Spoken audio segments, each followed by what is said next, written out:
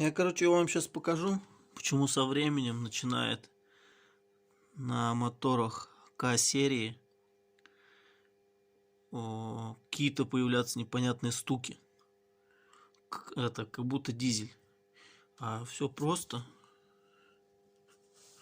Получается, что вот это поршень. И он гуляет.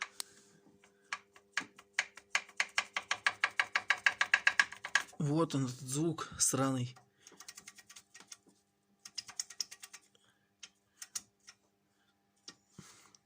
Получается, он стучит об стенку.